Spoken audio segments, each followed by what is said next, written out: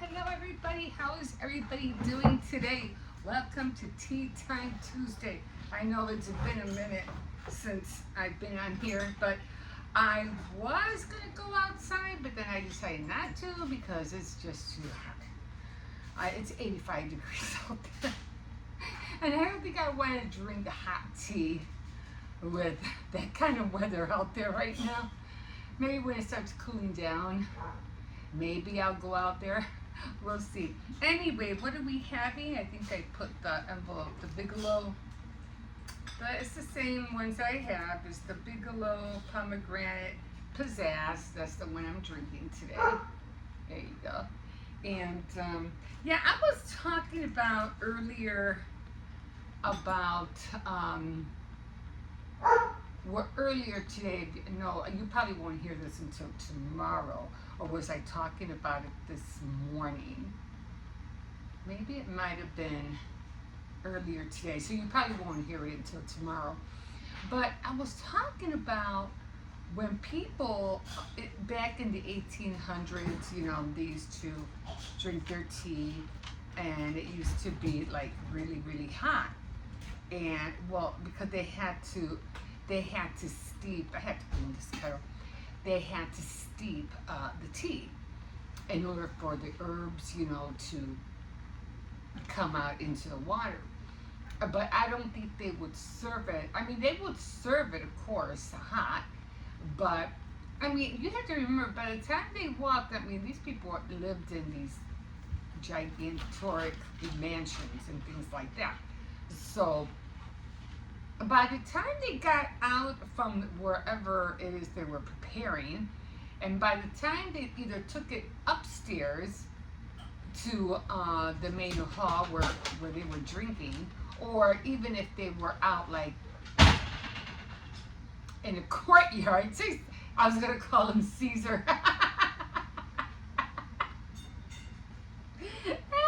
I don't know why. Cersei's, get over here.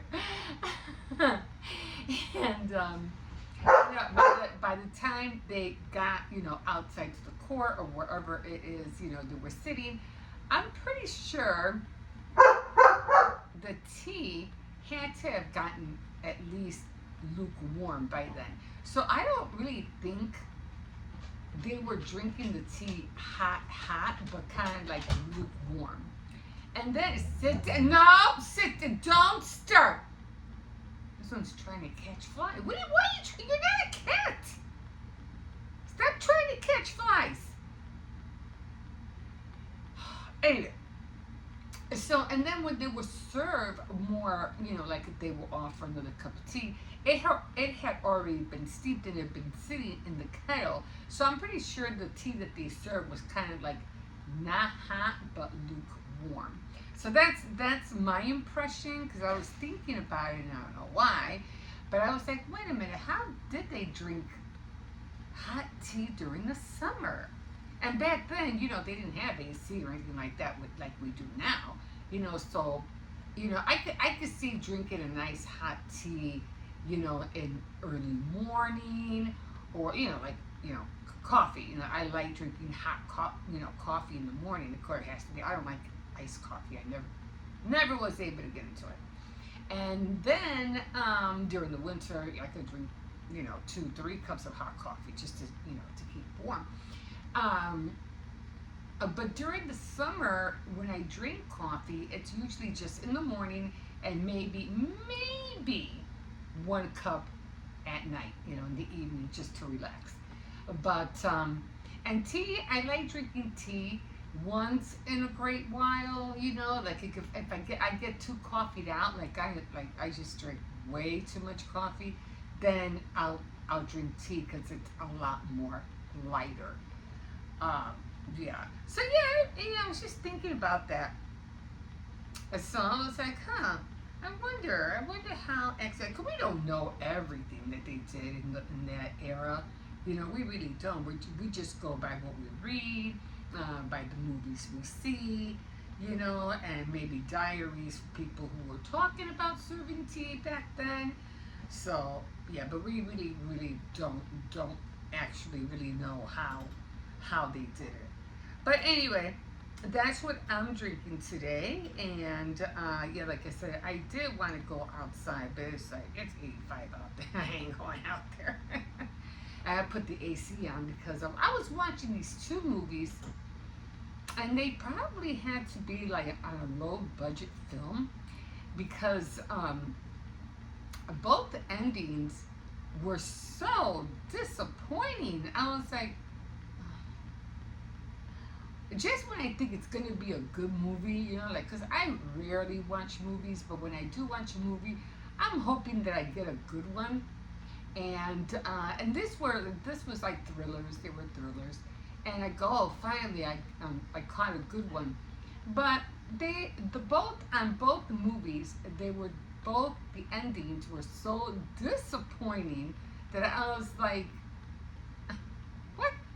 Even one of them that I was watching was called Unsettled, and I think it was about two people who were murdered. No, actually, it started out like in the 1970s. Actually, it was up to date, and well, not that up to date, right? But it gave me that what is that called? Oh my God, Stranger Things kind of vibe, and it had the same kind of like the same music, the same generation. I said, oh cool, this is gonna be really something to watch. And then in the beginning, right off the bat, this waitress, she's really happy. She's been working at this restaurant for quite a bit. She was going to take a break. She was going to go home early because it was her birthday. And then she goes home and she's talking to, I don't know, talking like nobody at first. And she was talking to maybe her partner, I guess, or I don't know. And she's like, oh, I really think we should take a vacation. And she was talking about the gift that they had gotten her for her birthday. And she was like, oh, it won't be like last year. I know weren't able to do anything, but this time, we just might be able to. And all you have to do is just think about it. And then all of a sudden, when she said that, he shoots her like in the back, right through her stomach, like it just because she was right next to the sink, and yeah, he blows her whole back and stomach out.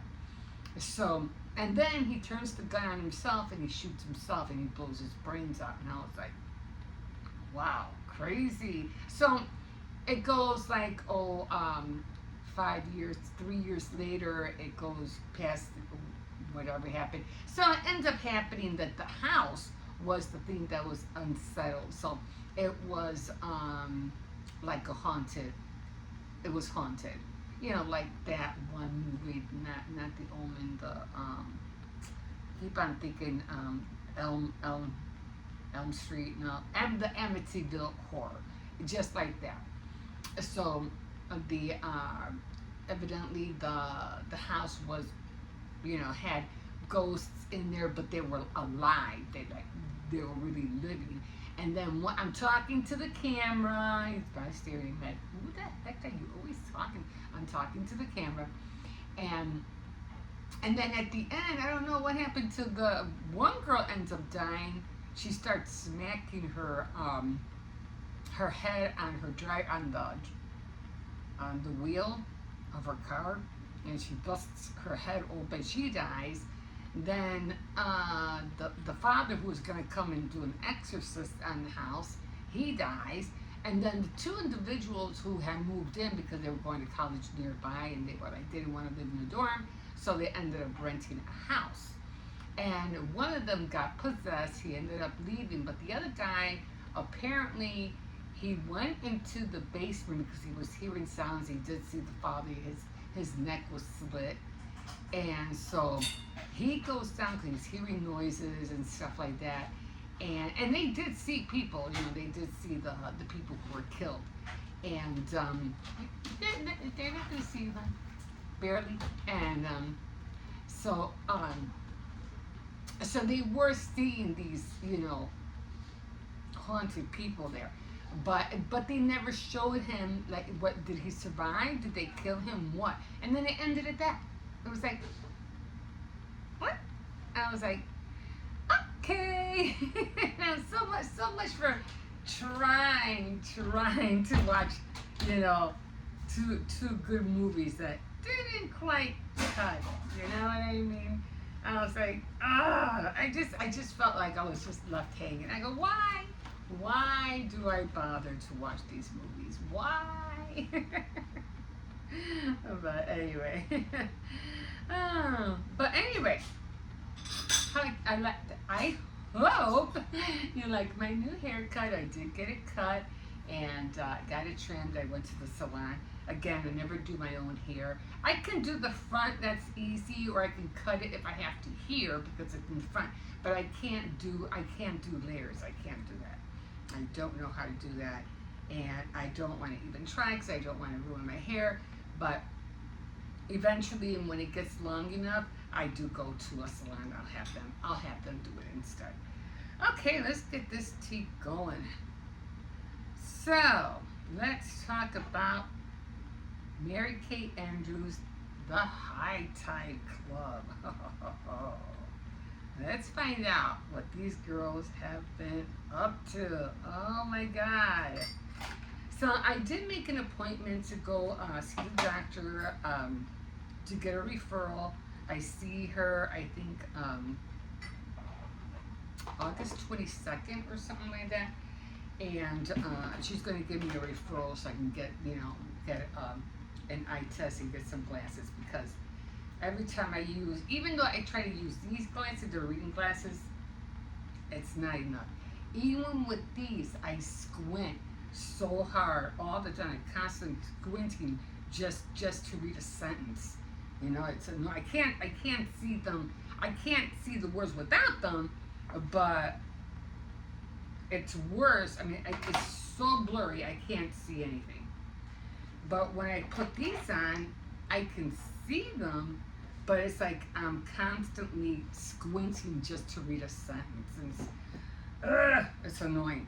Anyway, so let's get into this story. So I did take down some notes, like I always do.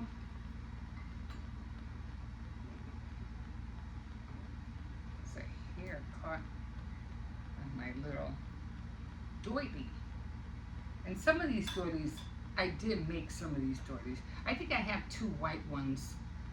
No, actually, did I make all my doilies? I think I made all my doilies, except for one.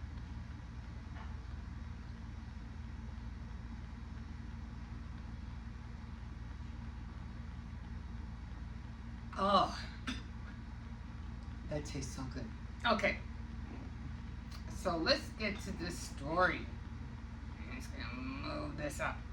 All right, so this story is about somebody who got killed, and apparently this old lady, her name is Josephine, she wants to make up for something with some old friends that she used to hang out with when she was young, and it all happened in 1941. So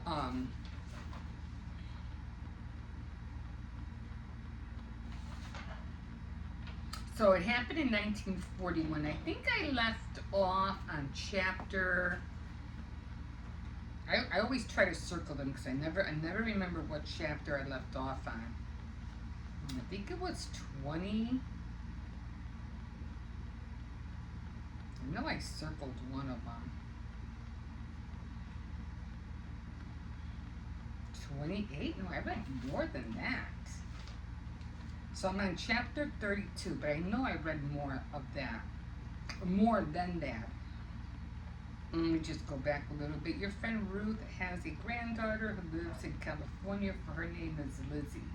She freelances. She's a freelance magazine writer. So let's go back. Of course, I've known about Tubby since he was a child. I think maybe that's where I left off, on chapter 20.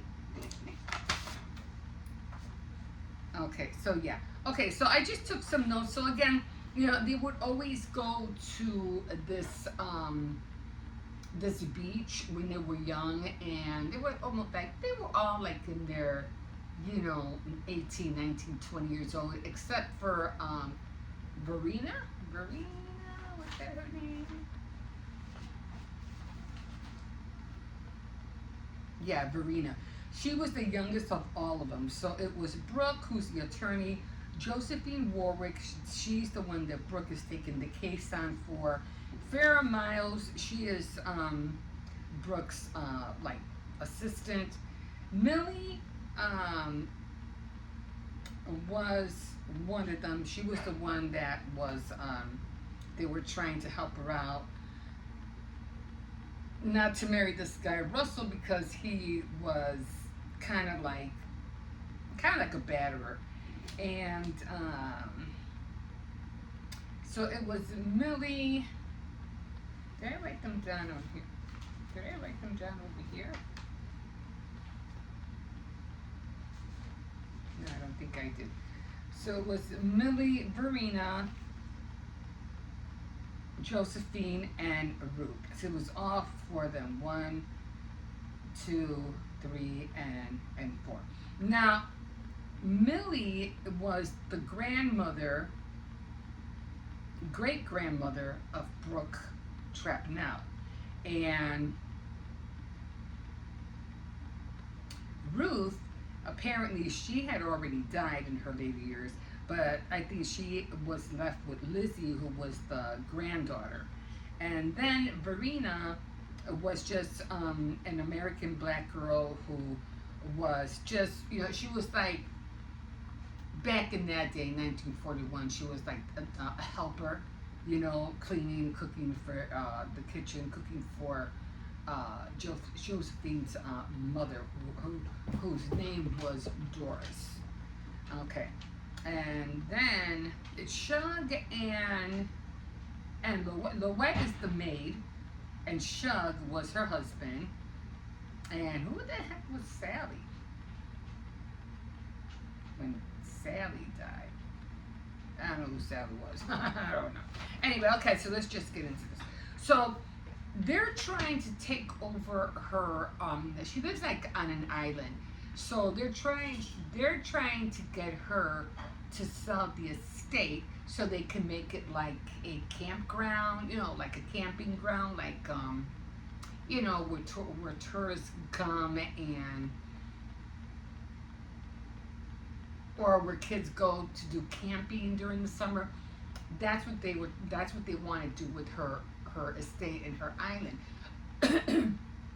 But she doesn't want to sell it for that. She's like, no, I don't want you to take my place and then use it for public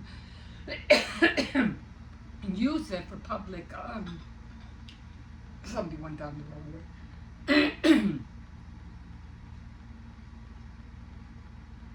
Use it for public use or whatever, or for whatever it is that they want to sell it. Sorry about that. Okay, so instead of them trying to take her estate, she's trying to fight the courts or the people who are trying to take it from her. And she's like, no, I want to give it to the people that deserve it. And the ones who deserved it was Millie, Verena, and Ruth.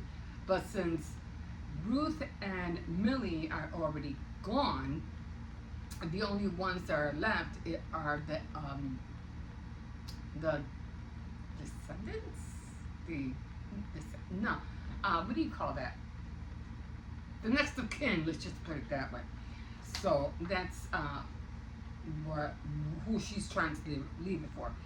Okay, so in 19, Brooke needed to figure out Josephine Warwick's dilemma, which was exactly that, her trying to get what happens every time.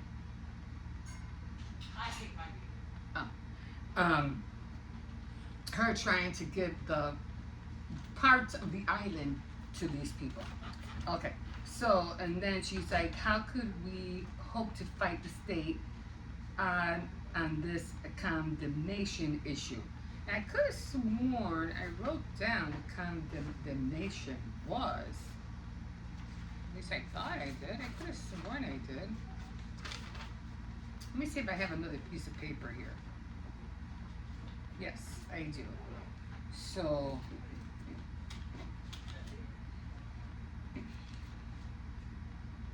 nope.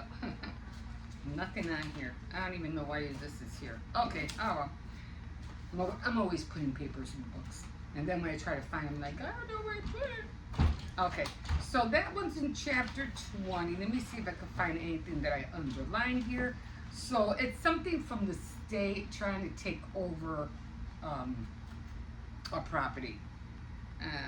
Don't remember underline. I don't remember underlining something. Okay, of course I'm going to be. Okay, so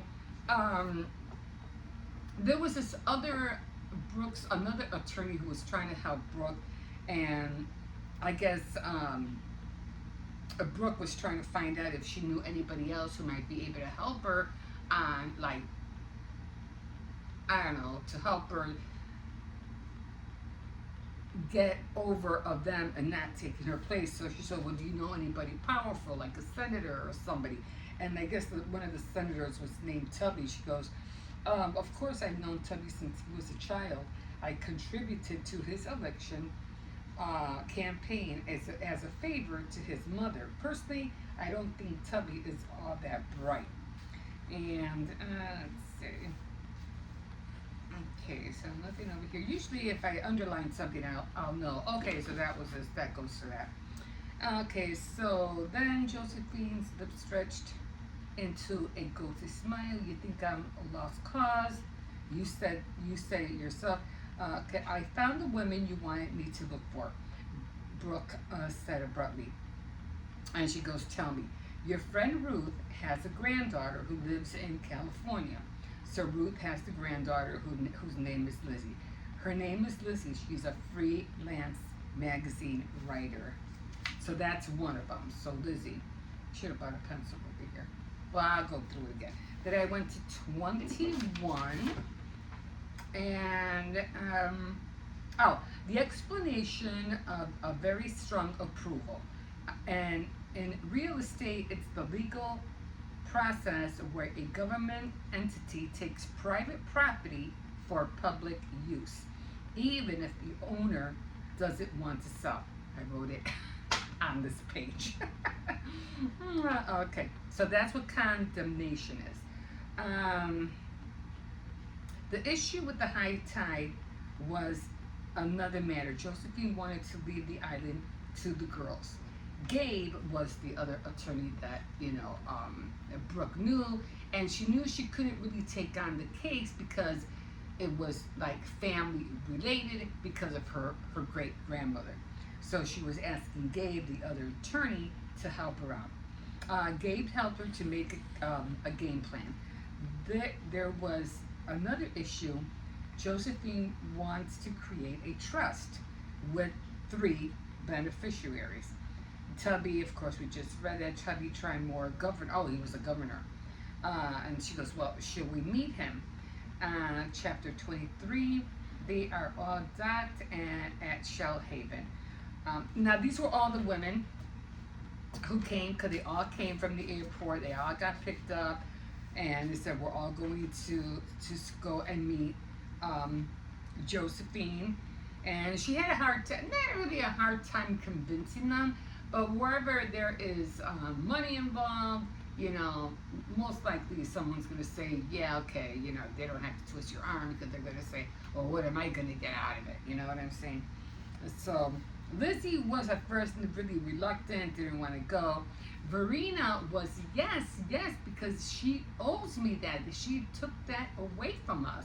It belongs to us, her and her next of kin. Okay, so 23. Okay, so Gabe, the senior partner of an old firm, Brooks said, hoping to move the conversation along to business, I filled him in a little of your legal situation. So she told him everything that was going on between her and what do you call it, the girls that the and the families of the girls that she plans to leave in the beneficiaries of her estate too. Okay, so let's go on. Okay, so, okay.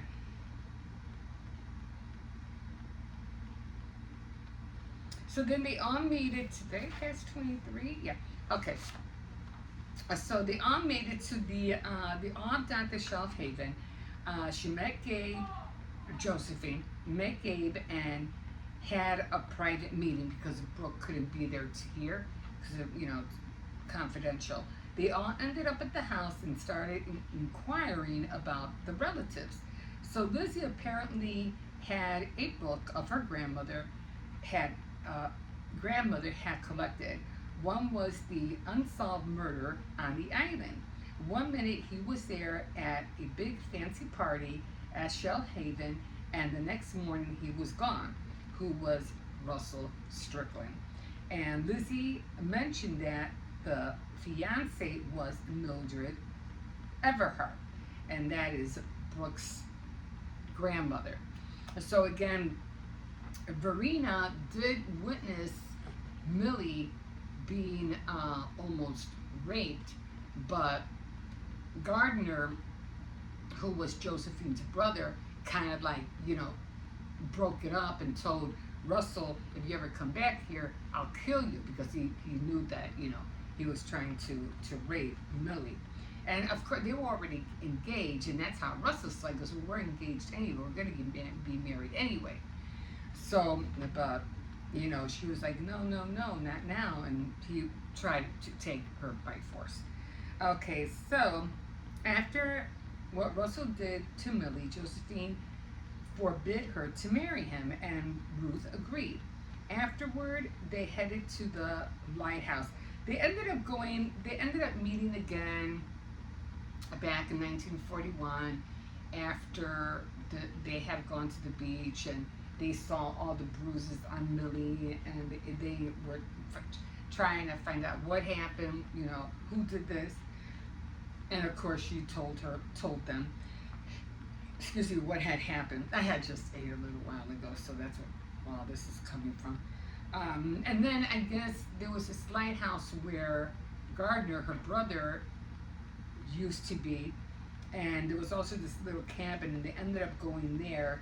And poor Verena ended up getting drunk, so they had to take care of her, because they had to make sure when they took her back home, she wouldn't get in trouble by her father, because her father was a pastor of a church.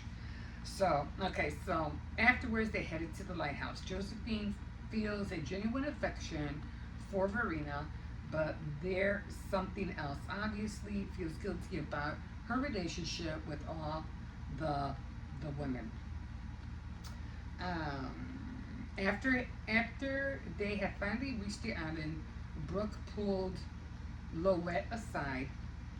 Josephine filled me in and chugged and changed his mind of giving Oyster Bluff back. They called the doctor for medical care for Josephine, and she got mad. Okay, so what happened here was that Shug and Louette, what she was the like the maid and stuff like that. And again, they're kind of like tied into the estate as well. And she was saying, that's it, because you called the doctor without my approval. I'm taking everything away from you guys, which was Oyster Bluff. And she like fired them. And when Brooke found out, she was really upset. Brooke yelled at Josephine for being so cruel and ungrateful. Josephine stated, Louette knows I didn't mean it. She goes, oh, I was just mad because they called the doctor, but she knows I didn't mean it. Usually when people get yelled by your employer, you don't take that as a joke. You kind of take it seriously. And she goes, well, you better apologize, and you better tell them that you didn't mean it. So then Josephine, let me see, I might go all the way to 26, 27. Okay. 2028. Some stuff I felt like you guys don't have to know because it was just like just dragging along. So, okay, so, so then Josephine stated, okay, didn't mean. Josephine meets the girls and Marie inquires, "You haven't told us what um, what do you want from us? Does it have to do with the man back in 1941, his disappearance?" So now they all know that she hasn't really told them everything of the main reason why, you know, she wants them to, come to terms with them about something, because she hasn't really explained to them what it is that they're getting and why. So, then Millie had no choice but to marry Russell. So back then it was like, again, Millie didn't want to marry Russell, but she had to because they were already like poverty, almost to poverty stricken. Her father killed himself because of the depression that was going on, and then her mother says, "Well, we're almost destitute, so you got to marry somebody of wealth." So the only one that was of wealth in that time was Russell Strickland. So Russell Strickland's people owned banks, railroads, and the New York Stock Exchange. Cut to the chase, she goes, okay, and aside from all of that, they go cut to the chase. How did he disappear? Like, what happened? Now, remember, when they first, how did I get to 30? Did I get to 32? How did I get to 32? And when when I first started reading the book, all these girls were together in a car. They were either heading back from the beach or they were going to the beach, but I think they were leaving. And they ended up driving over something, so they thought they killed, like, some kind of, I don't know, raccoon or something, I don't know.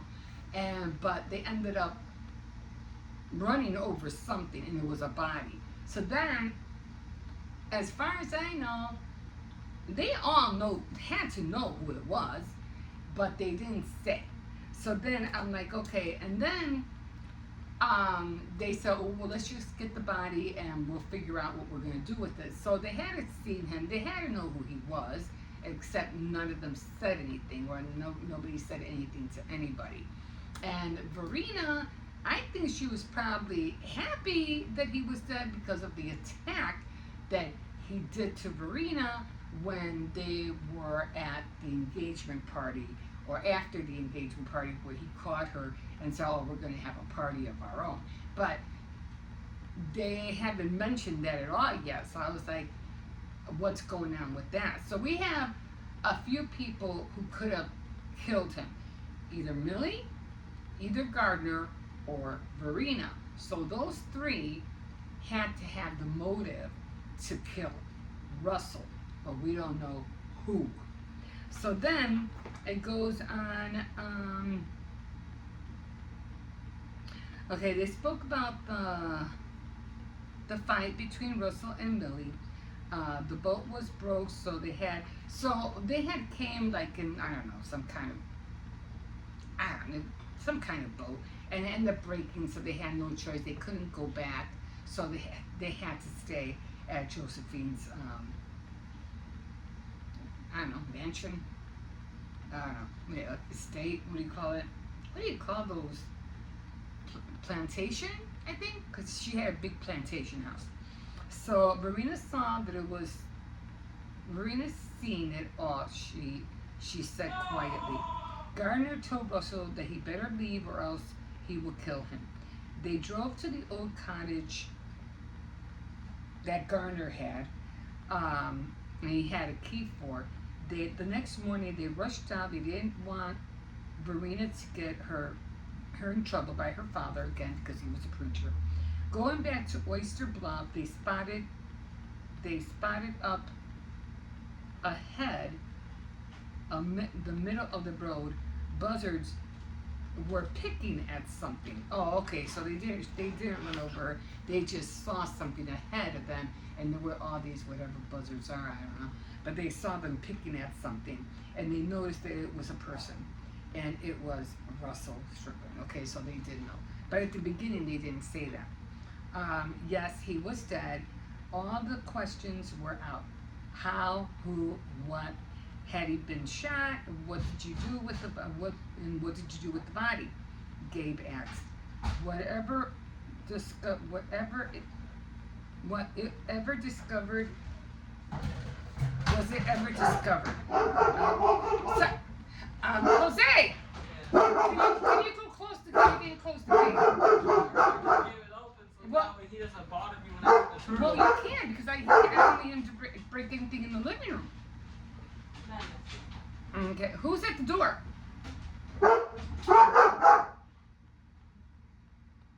Don't open the door. So they want to know who, what, had you been shot? What did you do with the body? Gabe asked. What was it ever discovered? Knowledge, it has not. It was never discovered. Well, I'm pretty sure it was discovered eventually, but as far as she was saying, it was not discovered.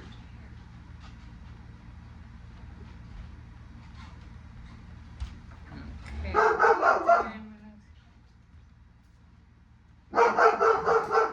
Quiet. Okay, so I guess that's for that. I'll go back over chapter 30, and then I underlined anything after 32. So I definitely have more to read. So yeah, but I'll go back over on chapter 30 and 31 and see if I missed anything. But for the most part, again, you be quiet. But for the most part, we still haven't gotten to, well, we know why he was killed, obviously, because, he tried to rape. There's nobody out there for you. We have new neighbors, so you probably heard them walking upstairs. And so far we have 3 people who could be the accomplices, which is Verena, Millie, or Gardner. So either of those 3. But then again, it could have been Josephine. There's 4, so we don't know. So I'm just going to keep reading and find out, and keep you updated of where this story is going to. But so far it's getting interesting. We'll see what happens if they ever do get the estate. Who's going to get Oyster Bluff? Who's going to get the plantation? Who's going to are they going to take the place from her and make a campground on there?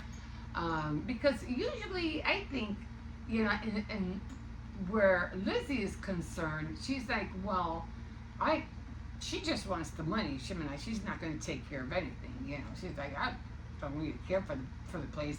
She's just thinking about the money. Verena wants it for her people, for her family.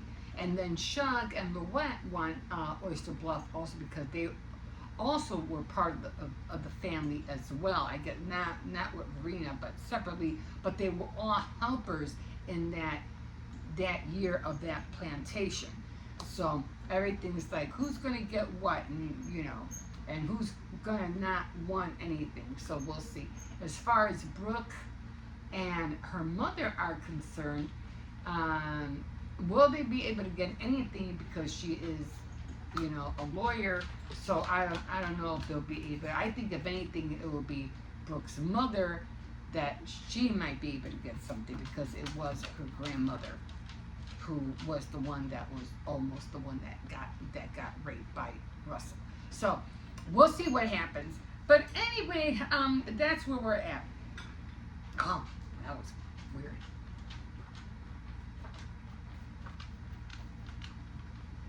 I don't know if I showed you, but I had gotten this book which I haven't even started yet. And it's called, I'm not sure if I showed you this or not, but it's Edgar Allan Poe, and it's the Complete Tales and Poems, and it's a huge book. Look at that. This is huge. So I haven't read not one story out of this yet, so I can't wait to get started, amongst other things that I'm trying to read. But I really want to get started on this. I got so much reading to do that I'm like, oh my God, I'm trying to read this. I want to read this. And I'm supposed to read that. And I'm supposed to read this. So I'm like, oh my God. But I think I'll probably be able to go a lot faster in my reading once I get those glasses. I'll probably be able to enjoy my reading instead of constantly being frustrated because I can't see the darn words, you know what I mean?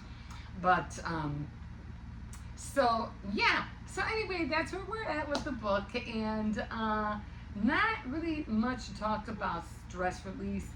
I did How to Stress Less, which I usually try to give some advice, but I really don't have anything right now. But just, I know there's just so much going on right now, and with everybody, I don't know if you heard of the, what is that called, the Trump's,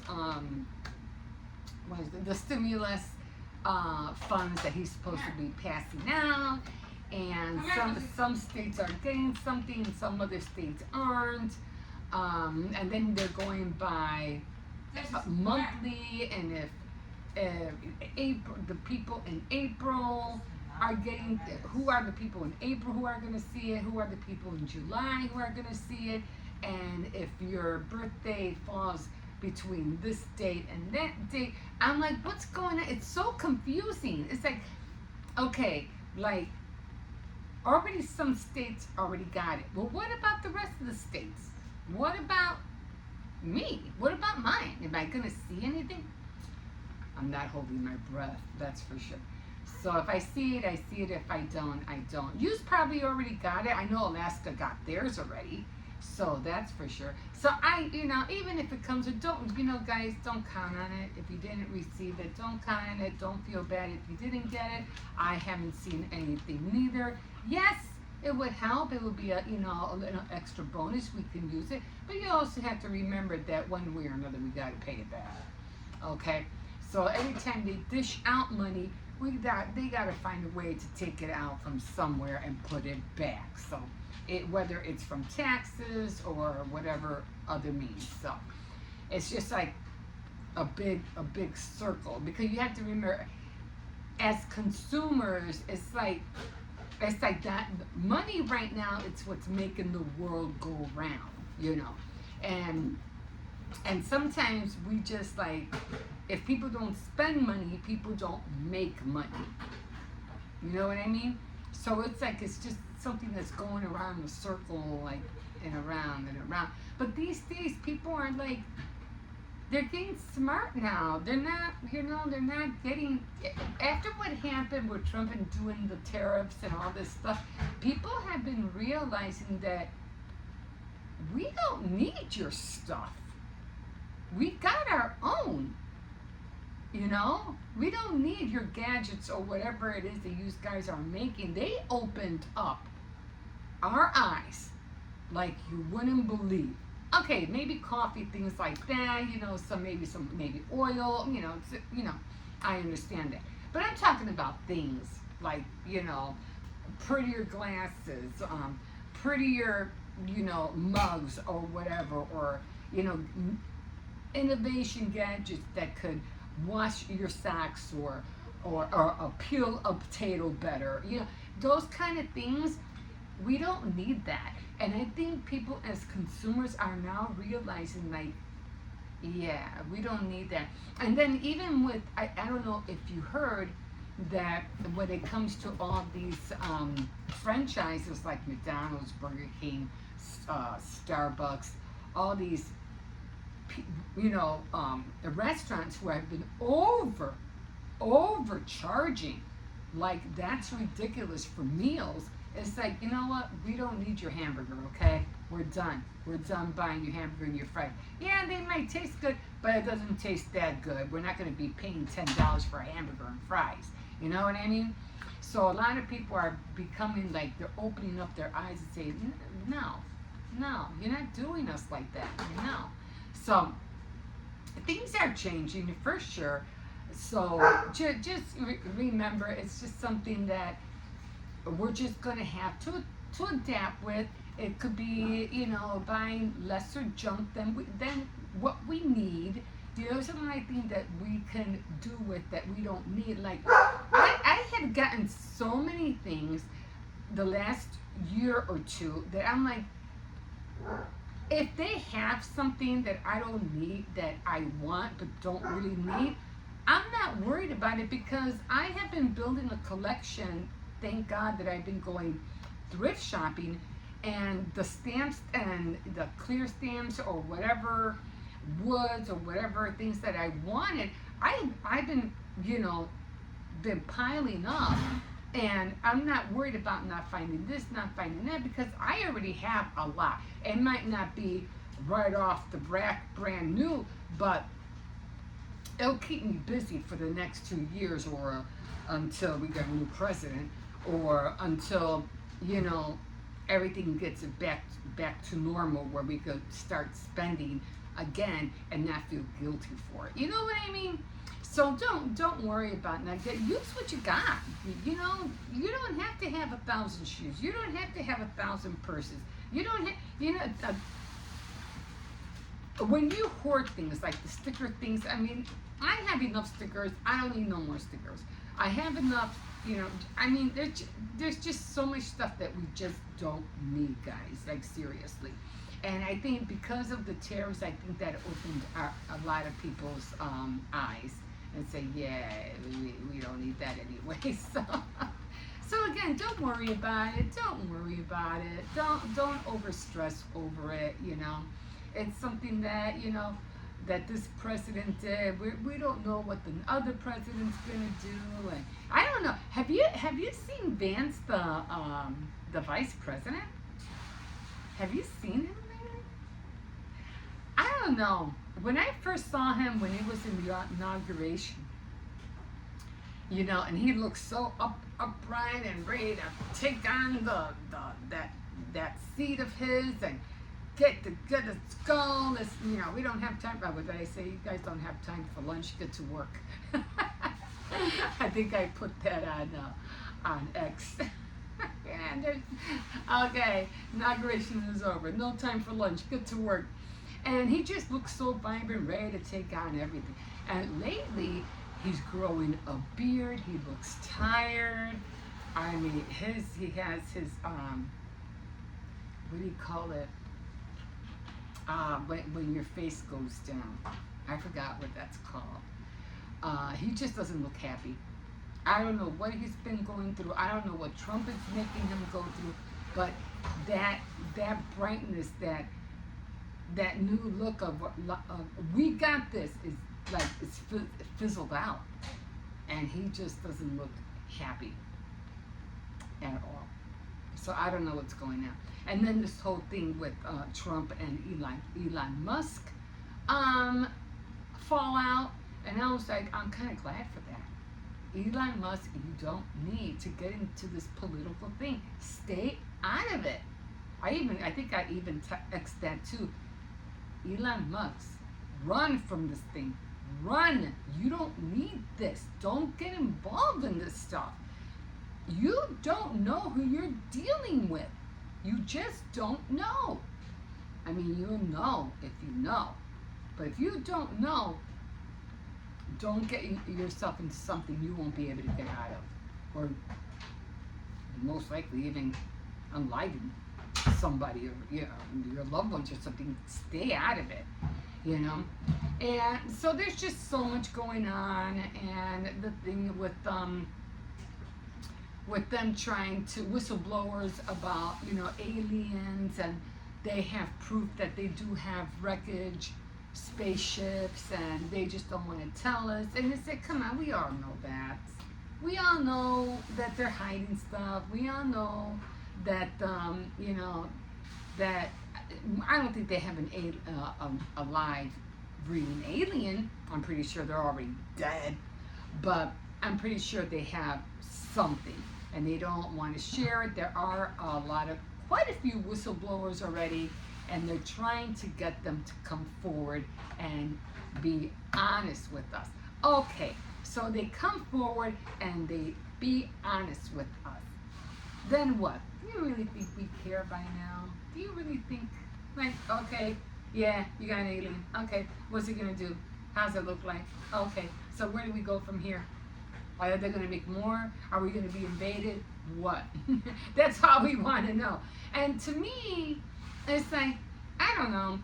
If aliens were really, really that bad, I mean, they would have attacked us like centuries and centuries ago, because people have seen aircrafts even in the 1800s. So if they wanted to attack us, they would have done it by now. It's like, I don't know, maybe God is saying, yeah, you can, go by the whatever, but you can't touch the people on Earth. It's like they're off limits. I don't know, because they haven't done anything yet. So, I mean, you can't not compare aliens with demons. Demons, it's a whole different entity. They're two separate things. Aliens are a creation that I'm pretty sure God created, and demons is also something God created, but that's an evil entity. I don't think aliens are evil. I think aliens are more like observers, and they could be, we don't know, they could be even us from the future. They could be time travelers who come from the future, and they come back to see, or investigate how we're doing things and how far are we coming. Oh, they haven't come this far yet, they haven't come that far yet, and yet there they are, the future us. They already have it. They're already, flying spaceships, probably close to the black hole, or to a wormhole, or something. We don't know. We just don't know. And here we are, down here, like, I don't know, like not mentally stable, arguing about who's going to take over what part of land. Like, we should be a world trying to live in peace, so that if we ever are invaded, we can all come together and know what to do. But no, everybody's fighting against everybody. It's wars and people getting killed needlessly. So it's a mess. It's a mess. But at the same time, don't worry about it. Don't let those things that you hear, you look outside, the sun is shining, the birds are chirping in the morning, there's greenery everywhere, there's flowers blooming, a beautiful thunderstorm rain is coming. I mean, come on. Don't you feel safe? Don't you feel safe? Do you really feel like you're going to be attacked tomorrow? Or somebody's going to come and bomb your city or your neighborhood? Now, the plane crashes are a totally different thing. I mean, we did have seen some aircrafts that have been that recently have been crashed down, like the one in New York. Didn't they say something about that was planned? Like he was a target, the guy who went down. Remember the plane fell apart and it went down into the water, and his whole family died. Didn't they say something that he was a target? Why? I don't know. But and then the other plane that crashed with the two passengers, the two medics, the mother and the child, they all crashed. And then another one that crashed, I don't know where. So all these planes are all coming down for a reason. We don't know what's behind it. We don't know what's going on. But again, you know what? I would just be mindful and just look up in the sky every now and then. But for the most part, you hear about these things. You hear about all the riots that are going on. You hear about the ICE thing that's going on. You hear, everybody in Iran is turning to Christ, all are getting baptized. Look, if it's not happening in your front door, don't worry about it. Just pray about it, seriously. Because you're just going to end up scaring yourself, scaring your family, and for what? And for what? Unless you feel like, you're a part of something you shouldn't be a part of, or, if you want things to work out right in your life, you got to do what's right in your life, so that wrong things won't happen in your life. It goes, it goes both ways. But anyway, guys, I'm going to leave you with that, and thank you for joining me for Tea Time Tuesday today, and again, I'll try to be here more consistently. Things happen, either I get tired, or time, gets crossed with something else, and then I can't get back here on time to do it. It's just always something. So if I can't do it, it's for that reason. But for the most part, I'm trying to still get up in the morning. Again, I've been, slacking off because the kids are on vacation, so I've been waking up later and later. But the birds have been waking me up. They're constantly chirping at my window, like, "Get up! It's 7 o'clock. Get up! It's 6:30." I'm like, maybe they were meant to be our natural alarm clocks, like, get up, it's morning time, you're supposed to be up and at 'em. But I just love hearing them out the window, because they're the first thing I hear, in the morning when I get, when I open my eyes, I hear the birds chirping. I was like, oh my God, that sounds so cute, so beautiful. But anyway, yeah, so again, give yourself less stress, guys. Stress less, all right? Okay, guys. Again, thank you, and we will see you next time on Tea Time Tuesday. Bye-bye. Have a good night.